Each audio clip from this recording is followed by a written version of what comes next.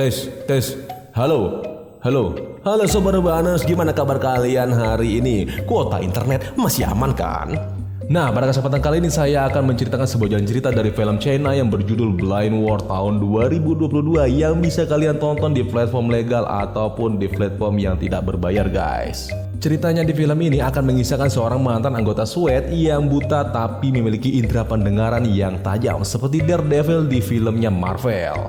Ya udah, karena nggak mau spoil duluan, kita langsung aja ke jalan ceritanya. Siapkan cemilan, kenakan handsfree, cari wifi tetangga, jangan lupa subscribe dan nyalakan tanda loncengnya dulu. Inilah dia filmnya. Diawali dengan memperlihatkan pasangan gangster bucin sedang mempersiapkan penyerangan di sebuah pengadilan.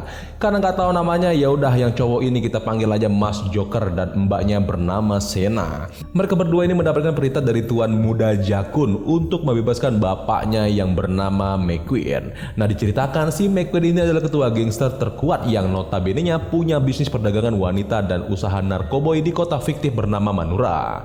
Kemudian kembali ke ceritanya, hakim pun memutuskan bos gangster itu bersalah karena kasus bisnisnya tersebut. Dengan aktingnya sebagai pengacara, si Sena berhasil mengulur waktu sehingga bom yang mereka pasang pun meledak di depan muka majelis hakim.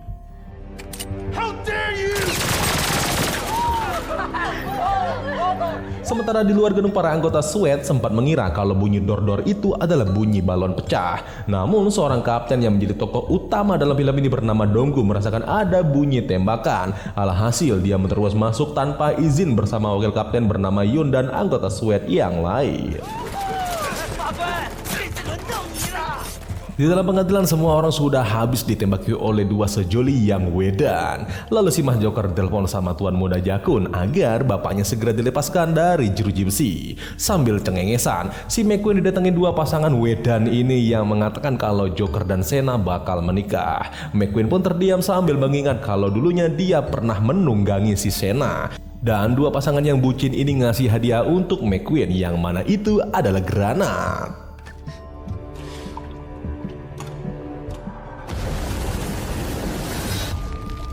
Si Mas Joker pun keluar dan berpapasan dengan Kapten Donggu bersama anggota SWAT yang lainnya. Lalu baku tembak pun tak terhindarkan yang mengakibatkan kaki wakil kapten bernama Yun ini menjadi patah. Di sisi berbeda, anak buah dari Mas Joker juga sudah menembaki anggota polisi yang ada di luar gedung. Gokilnya lagi, anak buah Mas Joker juga sudah memasang bom di mobil Tuan Muda Zakun. Aryan kembali ke dalam pengadilan. Si Sena berupaya mengelabui Kapten Donggu dan menikamnya, namun si kapten bisa menghindar. Kemudian menembaki habis anak buah Mas Joker. Lalu singkat cerita, sampailah si kapten di depan Joker sama Sena yang menyandra Yun. Dengan tenangnya, Kapten Donggu pura-pura menyerah, namun ternyata dia sudah menyiapkan granat di tangannya.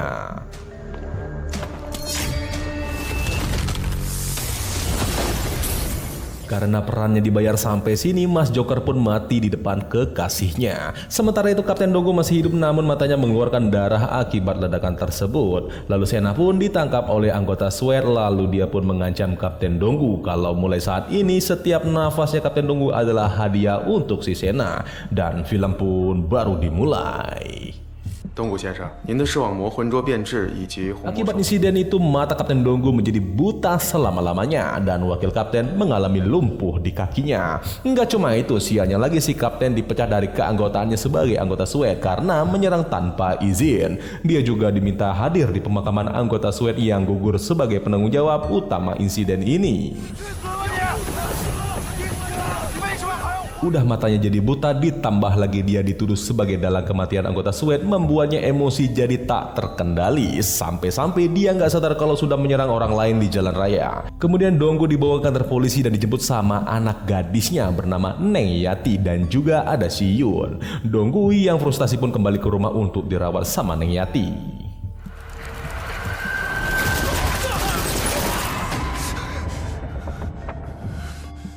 Si kapten pun terbangun dari tidurnya dan mendengar sesuatu seperti bunyi gesek-gesekan, namun itu bukan bunyi tetangga yang lagi bercinta. Dia pun menghampirinya yang mana itu adalah Yun yang sedang memata-matai kapten. Merasa dimata-matai, si Yun pun akhirnya diajar oleh kapten. Namun tiba-tiba si Kapten Donggu pun terdiam ketika mendengar suara biola yang dimainkan sama Neng Yeti. Karena si Donggu ini menjadi tenang ketika mendengar suara biola yang dimainkan oleh Neng Yati. Akhirnya si Yun punya ide untuk merekam bunyi biola Neng Yati agar bisa berjaga-jaga kalau sewaktu-waktu Donggu berulah lagi.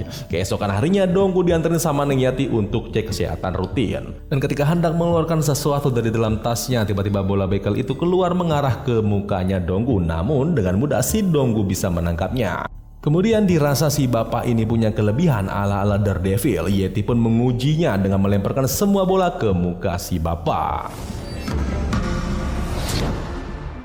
Meski matanya sudah buta total, ternyata Donggu memiliki pendengaran yang tajam. Dia mulai kembali semangat dan berlatih mengencangkan lagi roti sobeknya. Si Yun pun datang dan mendapatkan perintah untuk menjaga rumah mereka ketika Donggu menemani Yeti ikut lomba simfoni di kota Manura. Dan sebelum mereka semua bubar, si Yun ini mencoba untuk menguji pendengaran dari si Donggu.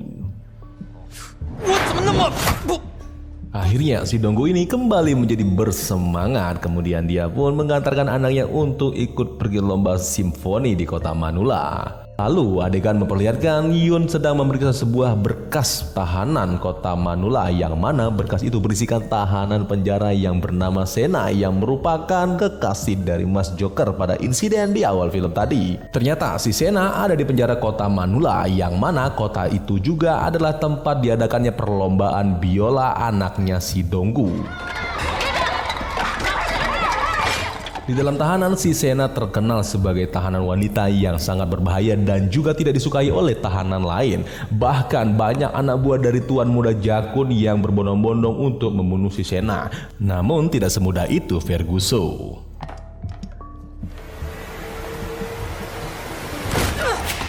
Di dalam penjara ini kita akan diperlihatkan kenangan masa lalu Sena ketika diselamatkan oleh Mas Joker dari perdagangan wanita yang dipimpin oleh McQueen. Karena itulah mereka membunuh McQueen seperti di awal film tadi. Karena bos besar McQueen sudah mati, membuat anaknya yang bernama Tuan Muda Zakun jadi marah besar dan berencana akan membalaskan dendam kepada Sena. Dia pun mengutus seseorang untuk menawarkan ke Sena agar dia mau pindah dari penjara ini ke penjara yang sudah ditentukan oleh Zakun. Namun Sena yang sudah tahu tidak mau menerima tawaran tersebut. Lalu adegan berpindah kembali ke Donggu yang lagi nganterin anaknya untuk perlombaan biola. Setelah memasakkan pita rambut berwarna merah ke anaknya, dia pun pergi ke kursi duduk penonton. Dia pun duduk dan menunggu penampilan dari anaknya tersayang. Namun nasib sial, si Neng Yeti gak jadi tampil karena partiturnya diumpetin sama temennya sendiri yang iri sama Neng Yeti.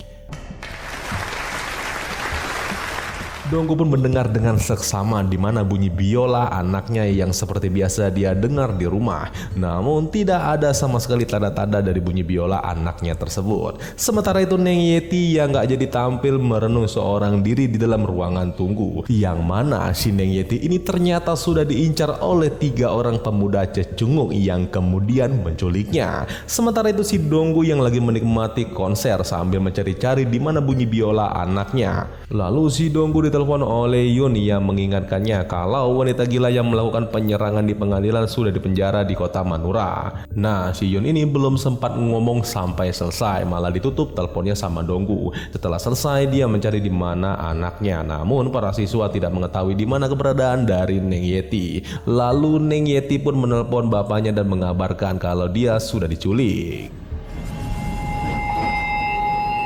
Dengan pendengarannya yang tajam, Donggu mengejar Neng Yeti sampai ke tempat parkiran. Namun sayang, Neng Yeti sudah dibawa oleh para penculik. Donggu pun melaporkan ke polisi. Kemudian saat malam hari, Pak Polisi menemukan satu mayat siswa yang diduga adalah putrinya Donggu.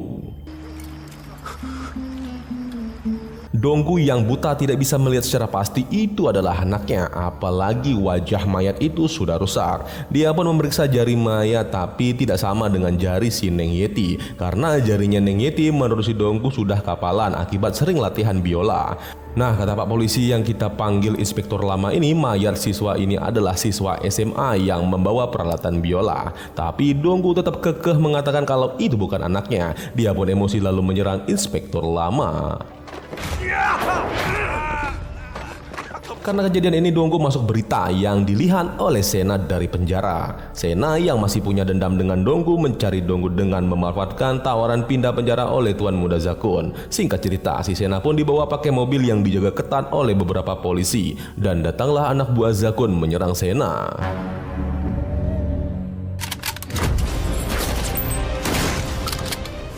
Entah bagaimana caranya, si Sena masih hidup seusai ditabrak. Lantas dia menembaki anak buah Zakun dan akhirnya dia pun berhasil lolos. Sena pun pergi dari sana menyamar jadi polisi. Lalu adegan berpindah ke Tuan Muda Zakun yang kesal karena anak buahnya gagal membunuh si Sena. Tuan Muda pun mendapatkan kabar dari sekretarisnya bahwa mereka telah mendapatkan gadis baru untuk dijual yang ternyata salah satu gadis itu adalah Neng Yeti. Scene kembali ke Donggu yang ada di kantor polisi, di mana inspektur lama akan membebaskan Donggu karena memaklumi reaksi Donggu melihat putrinya. Tanpa sepatah kata pun dia pun dibawa ke dalam mobil, lalu si Donggu menyerang dua orang polisi itu dan serunya di sini dia bertemu dengan Sena. Dan karena matanya buta, Donggu tidak tahu kalau itu adalah Sena yang menyamar jadi polisi wanita. 我不会伤害你的。在海边的那个女尸不是你的女儿。 Dikira bakal bercocok tanam, rupanya Donggu mengambil kunci borgol. Sena pun mengatakan kalau putri Donggu belum mati, melainkan diculik oleh kelompok gangster terkuat yang memiliki bisnis perdagangan manusia. Mereka menggunakan mayat wanita berwajah rusak untuk ditukar dengan gadis yang hilang, supaya kantor polisi menutup kasus secepat mungkin. Sena kembali meyakinkan Donggu dengan berbohong kalau suami Sena adalah polisi yang terbunuh akibat menyelidiki gangster itu. Ya, untung aja lu si Donggu ini buta. Si Donggu bertanya apa lagi yang Sena ketahui, lalu Sena pun menjawab kalau ada satu orang bernama Raja Naga yang bertanggung jawab atas pengiriman para gadis ke luar negeri. Akan tetapi untuk ke tempat Raja Naga mereka berdua saja tidaklah cukup. Lalu Donggu punya ide untuk masuk ke sana dengan cara berpura-pura menjual si Sena. Akhirnya Sena berhasil menipu Donggu yang mengira kalau Sena adalah polisi beneran. 让他们忙他们的去吧。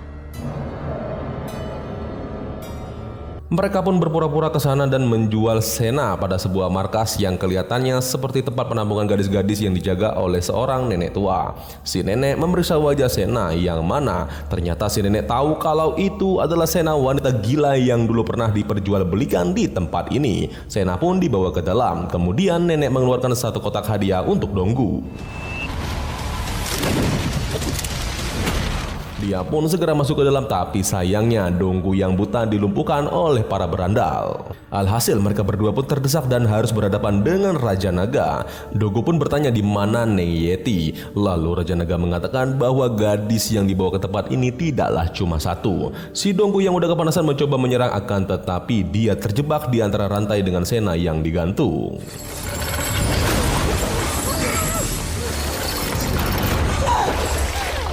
Lalu Raja Naga memberikan tawaran untuk Donggu agar membunuh Sena dan sebagai gantinya si Donggu akan mendapatkan putrinya kembali. Dia pun mundur perlahan yang membuat Sena pelan-pelan kepalanya masuk ke dalam air. Namun tiba-tiba langkah Donggu pun terhenti.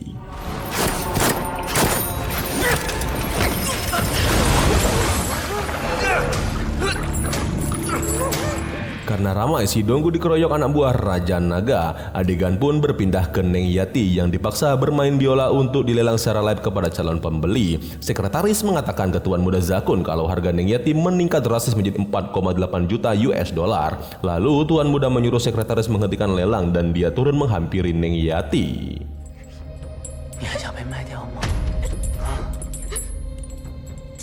Neng Yati kemudian melawan, akan tetapi tetap saja nggak bakal mempan. Tuan Muda marah dan mengancam akan melelang Neng Yati dengan harga yang lebih tinggi. Dia pun menelpon Raja Naga mengabarkan hasil pelelangan para gadis. Karena bunyi berisik, Raja Naga kemudian mencari tempat sepi melanjutkan telepon dengan Tuan Muda. Dan sesaat Raja Naga pergi, Donggu pun menyerang para berandal.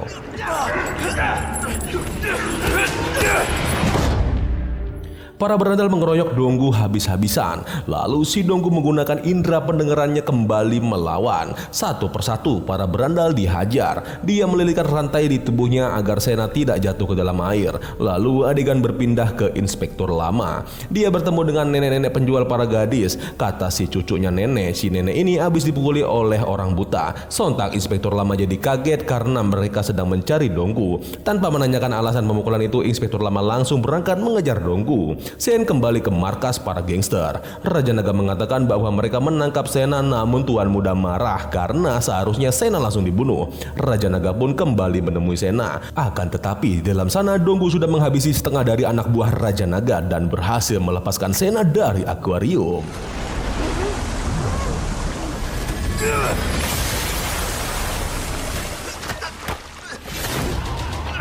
Dengan gaya seperti Harley Quinn, Sena pun mengejar Raja Naga yang lari ngibrit ketakutan. Akhirnya dua cewek ini pun berkelahi. Terlihat Raja Naga agak kewalahan menghadapi Sena, si wanita gila yang menyerangnya bertubi-tubi. Sampai akhirnya si Raja Naga kalah dan dibawa ke hadapan Donggu. Donggu bertanya lagi apakah Raja Naga menculik Neng Yati. Dan Raja Naga lagi-lagi menjawab dia tidak tahu mana yang namanya Neng Yati karena mereka menculik banyak sekali para gadis. Setelah itu, para gadis diserahkan ke Tuan Muda Zakun untuk dilelang yang kemudian dikirimkan ke pelanggan melalui seseorang yang bernama Jinggang. Dan tiba-tiba dari luar gedung, polisi berusaha mendobrak pintu lalu Sena menendang Raja Naga sehingga mati tersayat oleh beling yang ada di tangan Donggu. Sena pun membawa Donggu ke tempat yang aman untuk bersembunyi. Lalu para polisi masuk ke dalam markas gangster. Yang lucunya para polisi tidak tahu kalau ini adalah tempat perdagangan wanita. Apalagi di TKP dia melihat narkoba dan banyak sekali mayat. Sehingga mereka pun malah menuduh Donggu adalah dalang dari pembunuhan ini. Alhasil Donggu pun ditetapkan menjadi tersangka oleh para kepolisian. Si Sena membawa Donggu ke rumah polisi wanita yang mati dibunuh oleh Sena sendiri, yang mana mayatnya disimpan di lemari pakaian baju yang juga kecium sama si Donggu. Tapi Sena mengatakan kalau itu bau karena rumah udah lama gak dibersihin. Sena pun menyalakan kipas angin kemudian mengobati luka Donggu. Lalu dia pun mengarahkan gunting dan untung saja si Donggu menyadarinya. Singkat cerita, telinganya Donggu mendengar bunyi peralatan radio yang kemudian dia perbaiki sedangkan Sena pergi mandi. Adegan berpindah ke Tuan Muda Zakun yang mendapatkan kabar dari Jinggang bahwa Raja Naga telah dibunuh. Ini orangnya. Kemudian Tuan Muda memerintahkan Jinggang untuk mencari orang buta dan juga Sena yang telah membunuh Raja Naga. Dan adegan pun kembali ke Donggu.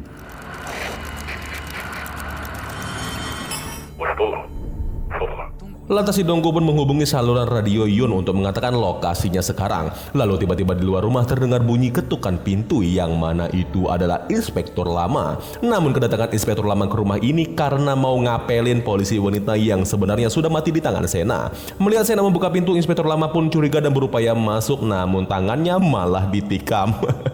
Sena juga melihat ada anak buah Zakun yang datang ke sini. Dia pun mematikan lampu dan bersembunyi. Para utusan Tuan Muda mendobrak masuk dan mencari di mana Sena bersama Donggu. Namun mereka pun harus termakan oleh jebakan Batman.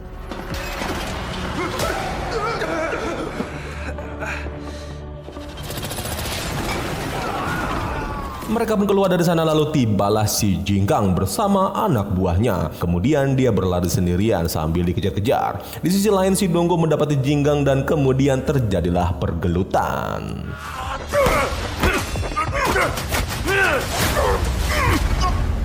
Kembali ke Sena. Dengan aksi yang keren, Sena menghadapi anak buah para gangster dan berhasil memenangkannya. Sementara itu Donggu yang buta harus kewalahan menghadapi Jinggang yang menggocek pendengarannya si Donggu.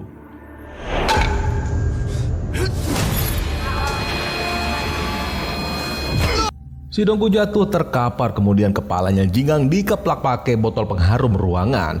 Alhasil Donggu pun menggunakan indera penciumannya untuk menyerang Jinggang.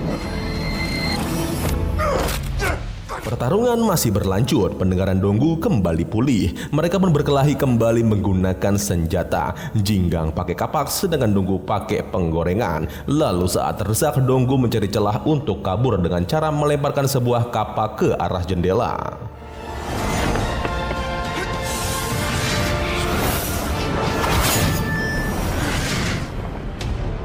Dikira sudah kabur, si Donggu kembali di hadapan Jinggang. Kali ini si Donggu membawa tali untuk bertarung dan dengan indera pendengarannya Donggu membantai Jinggang kemudian diikat oleh tali yang tersambung di lift. Alhasil si Jinggang pun KO.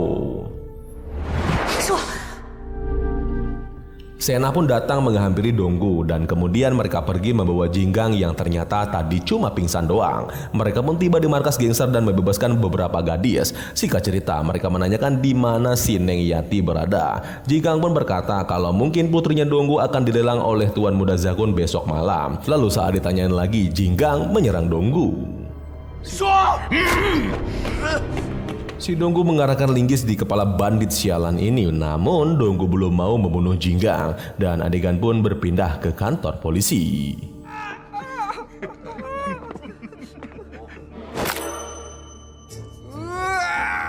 Si Yun mengatakan kepada inspektur lama bahwa dia akan mengambil alih kasus Donggu dan diselesaikan di wilayah kepolisian mereka. Akan tetapi inspektur lama menolaknya karena menurut mereka si buta bernama Donggu telah membunuh orang dan mengedarkan narkoba. Kemudian ada seseorang yang datang yang mana itu adalah gadis yang kabur dari tempat perdagangan manusia. Alhasil Yun pun mencari Donggu ke sana. Adegan kembali ke Donggu. Dia dipanas-panasin sama si Sena untuk menikam Jinggang. Akan tetapi si Donggu mulai menyadari kalau Sena bukanlah polisi. 不是警察，你的所有行为根本就没有一点像个警察。 Ternyata Donggu sudah lama mencurigai wanita yang membantunya ini karena semua tindakannya tidak mencerminkan tindakan seorang polisi. Dimulai dari membunuh Raja Naga, rumah pun bau mayat. Bahkan kedatangan Jinggang juga karena Sena yang menelpon Tuan Muda Zakun. Namun berkat indera pendengarannya yang tajam, Donggu bisa mendengarnya. Sena pun menjawab dan menekan psikologis Donggu bahwa Raja Naga juga mati di tangan Donggu. Lalu aroma mayat di rumah adalah mayat polisi yang juga dimanfaatkan Donggu untuk membuat jebakan. Dan apa bedanya Donggu dengan Sena? 和我有什么不一样？ 我跟你不一样。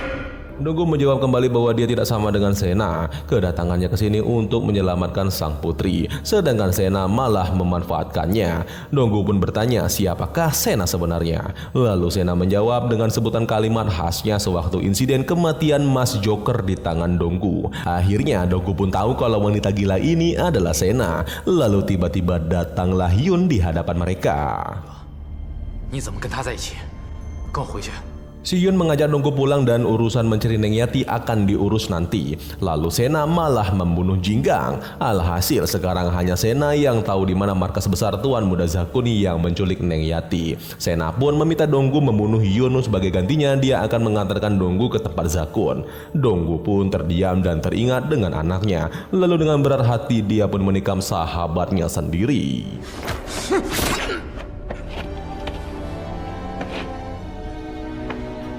Mereka pun kemudian pergi dari sana dan mempersiapkan persenjataan. Kemudian para polisi datang dan menemukan Yun sudah terkapar. Akan tetapi ternyata si Yun tidaklah mati. Lalu adegan kembali ke Donggu dan Sena. Sambil nunggu penjual senjata, Sena mengarahkan pistol yang tentu disadari Donggu yang membuat Sena jadi terkesan. Selama bersama-sama dia tahu kalau Sena pengen membunuh, hanya saja tidak tahu kenapa Sena tidak melakukannya. Sena pun menjawab, setelah menyelamatkan Neng Yati dia pasti akan membunuh Donggu agar Neng Yati hidup menderita. Sena juga menceritakan kisahnya sewaktu kecil yang mana dia pernah dijual oleh bapaknya sendiri ke seorang jenderal dan dijadikan senjata pembunuh. Dan karena itulah dia membunuh ayahnya sendiri. Singkat cerita, datanglah penjual senjata dan mereka pun memilih senjata yang bakal dibawa menyerang ke markas Tuan Muda. Si penjual sempat meremehkan Donggu karena matanya yang buta. Dua orang dengan misi berbeda ini pun melanjutkan persiapannya. Akan tetapi si penjual senjata pun malah ditembak oleh Sena. Sementara itu Neng Yati akan segera dilelang. Namun Tuan Muda merayu Neng Yati agar memilih tinggal di sini atau pergi bersama pembeli. Dan di luar sana Donggu bersama Sena sudah sampai menembaki pasukan Tuan Muda sampai kocar-kacir.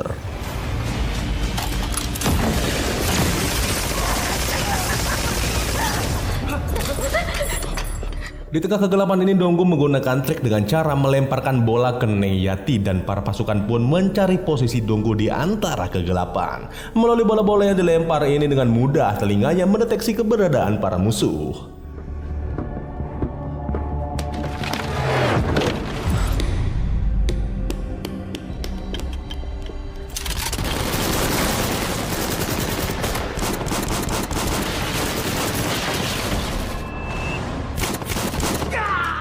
Sementara itu Sena juga beraksi memakai shotgun. Dia membantai anak buah Tuan Muda Zakun satu persatu. Sedangkan si Donggu masih dengan bola-bolanya mendeteksi para musuh dan juga membantai mereka. Lalu adegan memperlihatkan Tuan Muda ditinggal sendiri oleh sekretarisnya. Karena dirasa udah sendirian, dia pun memasangkan sebuah bom di badan Neng Yati yang sinnya kayak orang mau memperkaos. Dan Sena pun datang menembaki Tuan Muda.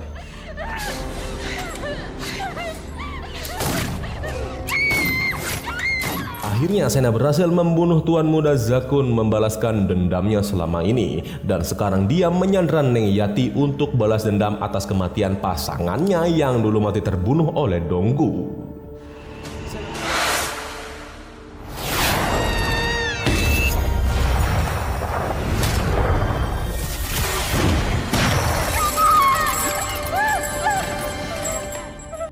Neng Yati masih selamat, akan tetapi di tubuhnya masih ada bom yang menyala. Sena mengintimidasi Donggu dengan mengatakan kalau bom ini akan meledak jika dirinya mati. Mendengar itu, emosi Donggu jadi tidak stabil. Dan untung aja si Yun datang sambil memutarkan rekaman biola yang dimainkan Neng Yati. Alhasil emosi Donggu pun terkendali berkat rekaman itu. Yun mengatakan kalau dia datang ke sini karena meretas HP Jinggang. Singkat cerita, karena filmnya mau habis, Donggu pun langsung menjinakkan bom yang ada di tubuh Neng Yati.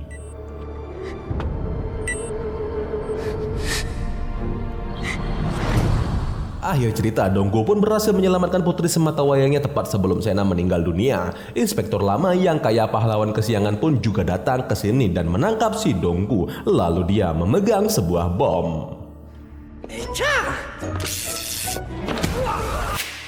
Di akhir film memperlihatkan Donggu bisa hidup bahagia meski dia harus dipenjara. Dia pun dijenguk sama Neng Yati dan Yun yang mengatakan kalau atasan mereka akan menyidangkan ulang kasus Donggu, lalu film pun berakhir. Ending yang membahagiakan. Oke guys, meski biasanya film dari Taiwan agak membagongkan, tapi menurut saya pribadi film ini sangat berbeda. Dengan mengambil gaya aksi yang seimbang dengan alur ceritanya, film ini berhasil membuat saya jatuh cinta apalagi sama karakternya si Sena. Ya semoga aja aktor seperti Sena dan Donggu yang punya nama Yangsi dan Om Andi ini main film-film seperti ini lagi ya. Terima kasih sudah menonton, jangan lupa like dan nyalakan tanda loncengnya agar kalian tidak ketinggalan video terbaru dari Pak Cik di Movie Room Channel ID. Sampai jumpa di next video dan bye. Assalamualaikum warahmatullahi wabarakatuh.